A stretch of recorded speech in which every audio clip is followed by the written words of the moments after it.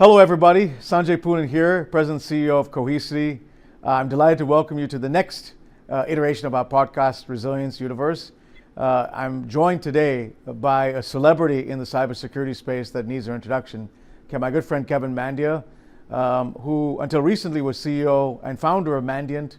It got sold to Google. He's now CEO of a hot new company, Armadin, that we're going to talk about too. He's an investor in Ballistic Ventures and a partner there, and has had a tremendous reputation in the United States and across the world at fighting cybercrime. I think the cyber guys, if they're scared of one person in the world, they're scared of Kevin Mandia because of his ability to get calls often from CEOs, not just to say them, but also the government when it comes to cybercrime. So welcome, Kevin, to this edition to our podcast.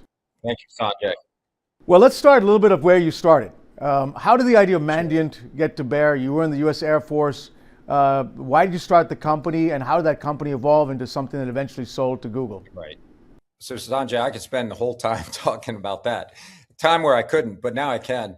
The reality is I was only good at one thing. You know, I graduated college with a computer science degree in 1992. And 1993, I was in the United States Air Force and doing computer security. So I kind of grew up with the birth of intrusions. You know, from 1993 to 1998, I was responding to computer security events or intrusions for the Air Force, and just kept doing it. You know, so I had a unique vantage point that, as you know, at first, as information and communications went online into the cyber domain, that's where espionage went. And then all of a sudden in 1995, 96, people start launching their businesses in the cyber domain. So that's where crime went. So, you know, you end up with basically crime and espionage in the cyber domain, and then you get the drive-by shootings. So I kind of grew up with it. I do believe every single company, you have the person who's the expert, you know, the tech expert, and then the other guy. Believe it or not, I was both when we founded Mandia. I was kind of the guy in the trenches responding to breaches all the way till 2012 or 13. So long story made short, you start a company because you're good at something, you love what it is, and you believe it's important. And really, there was no other company on the planet in 2004 when I started Mandiant whose competence was, let's respond to every breach that matters so that we have first mover advantage on all the new and novel attacks. So that's kind of the genesis. The thing that was remarkable among Mandiant is I've met not just you, but the people who I sort of Charles Carmichael, people who I consider a little mini Kevin Mandia. You created a culture at the company of people who were best of breed at incident response. How did you do that? Yeah, it's funny. All companies really are made in the image of the leaders that got there. There's no question about it. So if you have a very technical leader at the beginning, they hire very technical people usually, and you get this culture of engineering domination, right? At Mandiant, we just had a natural culture of our customers' problems were our problems. If we were responding to a breach, figure out what happened and what to do about it, Sanjay, like it was our problem. We physiologically felt the impact of what the victims were going through. I remember getting calls very early in my career, and it would be like, hey, we've been breached. And I was sitting there, literally, I'd be like, what are we going to do about it? You know, it was almost like we were right there with them.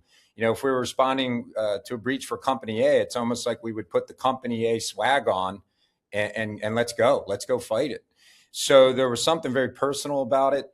And I think that's what was reflected in the people. And then the second thing is we were a self-funded startup at Mandiant. So I was asking people, you know, my first head of engineering was Dave Merkel. And I remember saying, hey, how about taking, you know, 1/3 the pay you're getting now, but join the garage band? Or, you know, I had a great leader for consulting, Steve Serdu. And I was like, hey, how about getting half the money you're getting now and leading our services?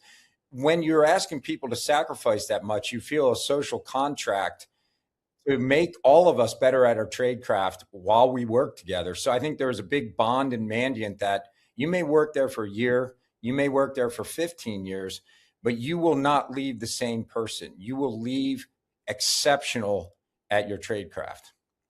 And one of the other things I've heard you talk about was there was a competitive culture inside Mandiant. Absolutely. Where you, as maybe sometimes the older guy, was trying to compete with the kids to be better than them. Yeah. And that it's a little bit like the Marines, right? Yeah. The older Marines like, well, I can one-up this 22-year-old. Right. But that actually makes the organization better. Talk a little bit about that competitive culture inside the company. Well, there's no question everyone leading a breach, it seemed like we'd all come back on, somehow we solved every breach by Friday so we could catch our flights back to Washington, D.C. at the time. But I do recall, even when I was showing up on the front lines, I remember responding to a defense industrial base intrusion in 2008. And I'm showing up with a guy who graduated MIT, and I'd gone to Lafayette College. Last I checked, MIT here, Lafayette here. But anyway, I remember I sat next to him doing forensics, and I'm like, I bet I beat you. And he's like, what do you talk about? And I'm like, I'm going to find the malware first. I'm going to find the back door first. I'm going to find who did it first. And we raced, and I did beat him, by the way, Sanjay. That's what's funny. We had different methodologies. He was definitely smarter than me, but I'd raced more, So, but that was our culture. Well, for some of Yeah. us 50 somethings to have that type of culture Totally. even today, it's amazing. Yeah, I'll tell you, even in the AI world, I'd recommend for you and for every CEO, create your own agent, start working with Anthropic, start working with OpenAI, start working with Gemini, start working with something, and get to understand it now. Dive in the ring, get frontline knowledge. Well, let's talk a little bit about, I mean, these are all public names. Yeah. But there have been breaches that have been on the cover of Wall Street Journal, New York Times, whether it's SolarWinds, or Colonial Pipeline, or more recently Stryker. And these are obviously incredible companies who are doing things right, but they get in the middle of something that happens. What are the lessons one takes away from them? Because almost every one of those situations you've been called, in some cases like SolarWinds, I saw you in front of Sure. Congress. Are there any sort of common themes that are lessons one can take away from all of these name brand attacks Sure. that have happened? And by the way, what's happening in the United States are also happening, in other NATO-friendly countries or in Japan. Well, I can tell you the first thing, you get to meet, at least I got to meet leadership at these companies under duress, and you get to see great leadership in action. I mean, I learned how to respond to my own breach, Sanjay, by inspecting the people I helped. They taught me. But first and foremost, if these companies knew about the vulnerabilities they had, they would have fixed it. They didn't know. Nobody was omniscient. And that's the problem in the cyber domain, is nobody had an always on, where are we vulnerable and what can we do about it kind of dashboard. Never existed. Still doesn't really exist for that situational awareness. So you would show up and you diagnose, here's victim zero. All these companies really had willing and able people that if they knew, they would have fixed it. If they knew, they would have done something. But there was never that omniscience of you could just tell that you had a problem. Second, sometimes we underestimate the threat. There are times where it's just hard to know how determined they are. And every once in a while, I've responded to breaches where it really just wasn't fair for the victim. I hate to say it. You had men and women in uniform coming after your company on a daily basis. It just wore down the defense, and the defense really doesn't know it. Third, the biggest problem also, Sanjay, it's just unfair. Both criminal element and espionage are getting unlimited shots on goal. There's just no risks or repercussions in the cyber domain to constantly hacking. So when you see that kind of asymmetry, it's just advantage goes to the offense because of that no risks or repercussions, invisible domain, no situational awareness at all times as to where you might have a gap in your network. And we are changing our networks all the time, every second. New IDs are popping up, accounts are being shut down, new apps are being published and going into production. New offices are opening up, new humans are getting hired or dismissed. It's so dynamic, nobody just had situational awareness. So I'll kind of stop with that. There was just no magic. Nobody knew, hey, I wish I knew that one day before the attackers exploited us, we would have fixed it. I mean, all these things, because I've also been in the cyber industry 15 years, watched every one of these. Most often when I hear about them, I'm calling you first to learn learnings. It does teach us all to be humble, because this could happen to any of us, and there's no arrogance. You sit in a perch, you could be next. I would like to kind of get a sense, if you take the NIST framework, you talk about detect, prevent, recover, remediate.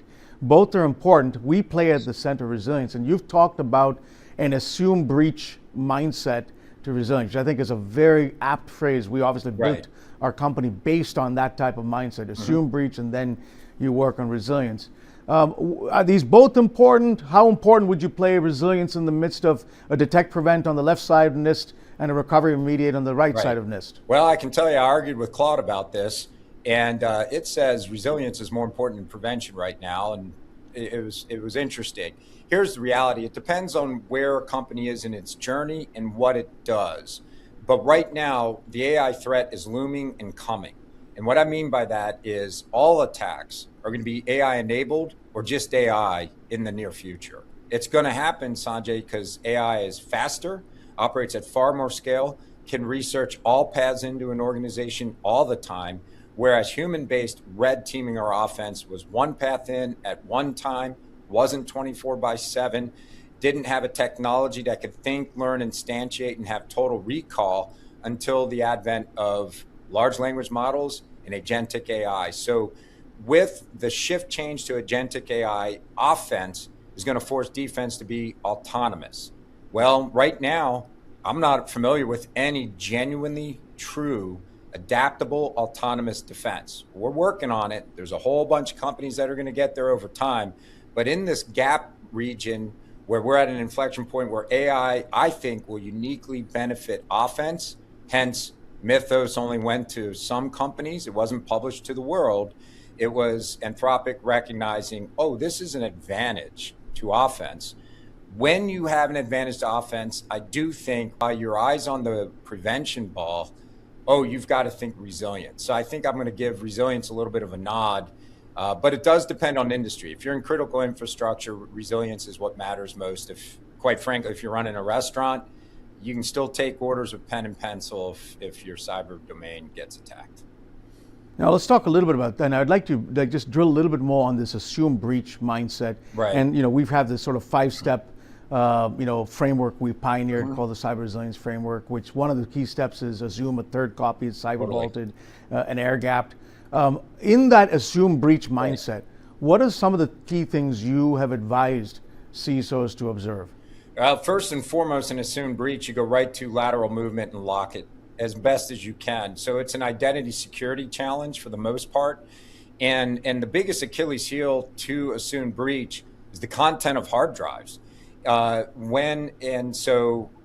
don't want to go too deep on that, Sanjay. Maybe that's a second question. But first and foremost, in assume breach, the reason that's probably the correct model for all mature security programs is you just assume at some point someone will get spearphished. Your help desk will help somebody, and that somebody turns out to be of malicious intent. Or you may make the wrong hire. You may accidentally hire the Korean IT professional, or you may hire somebody who has malintent over time. And the only way you can stop that lateral movement is tremendous rule sets, and someday, hopefully, technology that instantiates normal use of identity and detects and stops abnormal use of identity. The problem is it's really hard to do, but that's why when you assume breach, the Achilles heel is identity security, that lateral movement. And then I will tell you this, like everybody somewhere on a hard drive has API tokens, has user accounts and passphrases, has manuals on how to log into different systems at their organization. So I can just probably conclude very simply, Mandiant did about as many red teams as any other company on the planet. And our success rate when we had user level access to a network to get the domain admin was likely over 90% of the time. So that's the thing. We're all building the hard outer shell, and you have to build the hard outer shell. But the next step of maturity is then look inside, assume breach, and how do you minimize the blast radius? Well, I think that's very apt for all of you CISOs listening. If you took a key couple of words there, the first workload that you need to really worry about is identity. Active Directory, Enter ID, Okta, Ping, so on and so forth, and then build out a kind of a layered structure for all your workloads. Ensure you've got a third copy that's air gapped. So we have a good framework, and Kevin, who's kind of now on our board, maybe I can ask you a question about that in a second, has been very helpful in helping us chart that sort of framework. Before I get to Armadin, which is very exciting, the new company you're on, 3.5 years ago when I joined the company, one of the first calls I made was to you. I wanted you to join our board. I know you're probably being asked by everybody to join their board. You were in the process of selling Mandiant to Google. Why did you join the Cohesity board? And we're so incredibly honored to have you on our board. You've been an incredible ally and a friend and a supporter of our strategy. Why did you join our board? Yeah, very simple. You join a board for the people and for the mission. And I met with you, without a doubt, I knew you were going to lead this company with lots of what I call downfield passing. No matter where you get to, you're immediately going, now what's next? You're never done. You set the goalpost, you achieve it, and then you move the goalposts. and then meeting Mohit and looking at the tech. And when I assess founders, I go right to the genesis of the company. Like, what did they do prior to starting Cohesity? And you look at what he had done prior, building the Google file system, building technologies in backup and resilience. He was, without a doubt, 5 minutes into meeting him, the exact right guy to build better technology than your competition. So you had the technical founder that had the exact right career and right vantage point to build greatness, combined with the CEO coming in saying, I'm going to honor founder culture and that engineering advantage and take it to the next level, then the next level, and then the next level. When you see that, it's like a perfect storm, Sanjay. So I actually thought you, Mohit, together were like, thank you for asking. I appreciated the opportunity. Well, we're very honored to have you on the board. I can't tell you for the N number of board meetings I've had in the last 4 years how valuable your input is. And he's also been very helpful to us. For those of you who are CISOs, he's available to help. He's always available to counter the bad guys. Okay, let's switch. You're on Ballistic Ventures. Right. You're thinking about what's next. And these bunch of Stanford kids come and pitch you what's now Armadin. How did that happen, and why are you excited about Armadin, and what is it? Well, met great founders. Met a gentleman named David Slater from Google. Met Travis Lanham, also from Google, had been at Palantir, had been at In-Q-Tel for a little bit. Really smart engineers. And they had an idea that I already had tremendous interest in, and the thesis that the future of cybersecurity has to have autonomous defense. But how do you get there? And their whole pitch was, we build the ultimate offense because of the asymmetry where one person on offense can create work for millions of defenders. Well, the best way to get the best defense and the cheapest way is simply build the cyber cannon, the platform that attacks you every way a real attacker does using AI agents, the agent swarm, because that'll be the attack of the future. Create that not just to find where people have exploitable risk, but in the future, create that so that you can auto-tune defenses so that they can represent new and novel. So, meeting the right founders is first and foremost, but the idea is exactly right, Sanjay. What Armadin is building has to be built simply because we're going to mirror the threats of the future. And the first generation of intel and cybersecurity was terrible. It was AV companies saying, if we miss the signature on malware, please let us know, submit what we missed to us so we can stop it the next time. The second wave of intel was Mandiant and our models that CrowdStrike and Pan now also have, which is let's respond to breaches because that's where new and novel exists. And then we'll make sure the model is almost like, let's make it so there's only one victim. New and novels found at company A, and we quickly distribute intel so there's no more victim companies. The third wave of intel is very simple, and Mythos's release has proven this. Let's right now create new and novel. Have the good guys create the new and novel attacks so that the good guys can create the compensating controls to stop them. Let's get out in front of bad things before they even happen. So that's what Armadin's going to do. We're going to create the ultimate cyber weapon, quite frankly, so that we can auto-tune defenses to stop us. And that's modern security. That's what will exist. And when you look at things like red teaming of the past, all of these things are very amenable to AI processes, right? Absolutely. There's no doubt. And by the way, Sanjay, I get to watch it. We hired 30 native AI developers at Armadin. We have 25, what I call Fortune 500 red teamers, and then maybe a few former government types. And I'm watching the expression change on the red teamers. They came into Armadin going, you'll never replace my creative brain. But when you look at what models are great at, they're great at structured languages. What is vulnerability discovery? Oh, it's automatable. It absolutely is. And you can string together exploits that a lot of humans may not find. And the biggest thing is speed and recall. What an agent can do in 5 minutes literally takes a human 5 days, and the human may not get it done in 5 days. So you're going to see this reduction in vulnerability discovery, and even if the window of exposure at your company is only a few minutes, that's a problem. So you absolutely can replicate some of the best red teamers on the planet with technology today, and it's only going to get better. Amazing. Well, let's talk about Mythos. It's just topical. Sure. I was watching CNN last night, and Anderson Cooper's talking to Thomas Friedman, who call this Yes. like a Yep. nuclear moment for the software industry. Sure. I mean, what's your early read of it? It's just a day or two old. You're probably getting asked by everybody and their brother and sister about Mythos. Should we view this with optimism? Should we view this with fear? What's your read? I don't know if I have an emotion to it one way or another, but I read From Beirut to Jerusalem by Thomas Friedman, so I have great respect for him. So if he's saying it's a nuclear moment, that's interesting to me. Here's what he probably meant by that. It's an existential conversation, Sanjay. We are creating something smarter than us right now as a species. Isn't that fascinating? That's what we're really doing.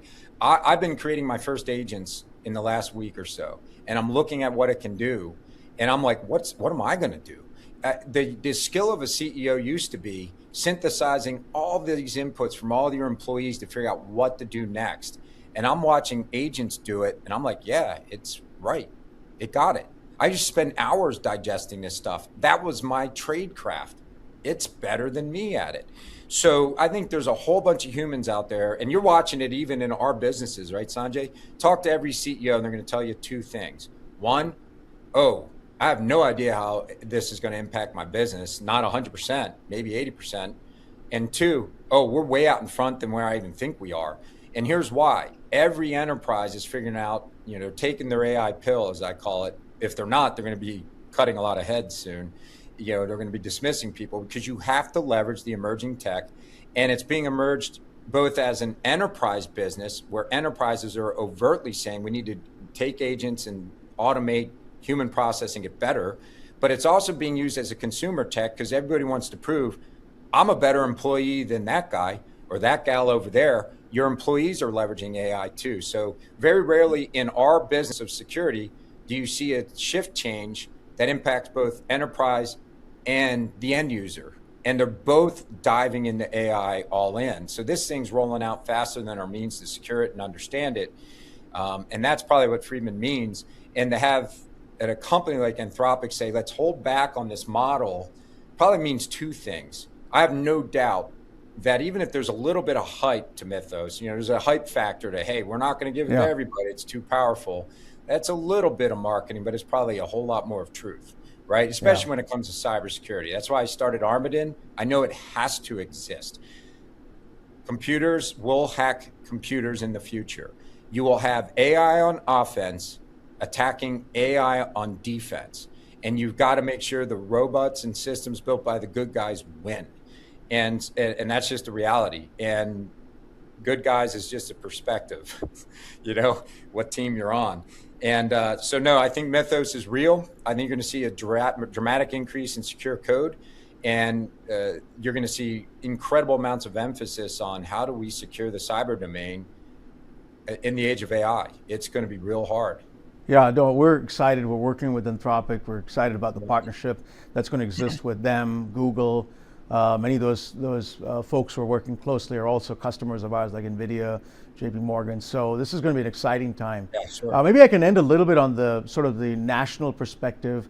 Sure. Cybersecurity is now as important as national security. We're seeing, cyber being used a lot in these offensive weapons. You and I know Director Sean Cancross. What's your perspective on the administration's new cyber strategy, and how is cyber going to be used potentially in offense right now by the government and others to protect us? I think it goes very simple. You look at modern conflict, whether geopolitical, meaning with espionage, or even kinetic, there is a cyber component to both. It will never go away, and therefore you will always have modern nations on offense.